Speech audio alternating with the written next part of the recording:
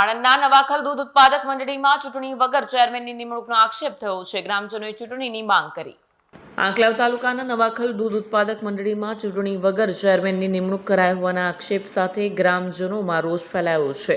ગ્રામજનોના જણાવ્યા મુજબ આ અંગે ગામના સરપંચને પણ અગાઉથી કોઈ જાણ કરવામાં આવી નહોતી, જેને લઈને મોટી સંખ્યામાં ગ્રામજનો મંડળી કચેરી આગળ એકત્રિત થઈ પારદર્શક વહીવટ અને તાત્કાલિક ચૂંટણી યોજવાની માંગ સાથે વિરોધ નોંધાવ્યો. હાલ સમગ્ર મામલો સહકારી ક્ષેત્રે ચર્ચાનો વિષય બન્યો છે.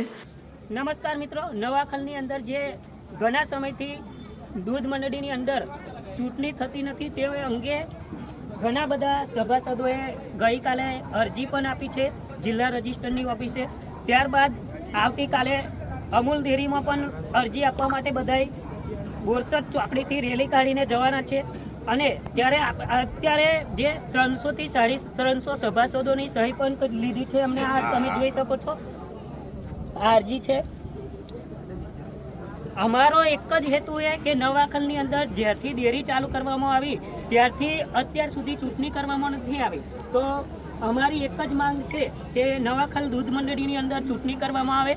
અને અત્યારે આપણે સભાસદ સાથે પણ વાત કરીશું. શું તમારો પ્રશ્ન છે? રમેશભાઈ છોટાભાઈ ઠાકોર, નવાખલ. કાલે ચેરમેનની નિમણૂક કરવાની હતી. તે પહેલાં અમે અરજી આપી હતી સેક્રેટરી અને ચેરમેનને બેવને. તે છતાં એ લોકોએ ચેરમેનની નિમણૂક કરી દીધી. અને એ 6 સભ્યો એવા છે કે સભાસદ છે નહીં, 750 લીટર દૂધ એમનું છે ભરતા નથી. તે છતાં એ લોકો અત્યારે સભ્ય છે. અને એ લોકોની સહીથી ઠરાવમાં એ લોકોની સહી લીધી અને ચેરમેન બનાવી દીધા. બ્યુરો રિપોર્ટ, સત્ય ટીવી ન્યૂઝ, આણંદ.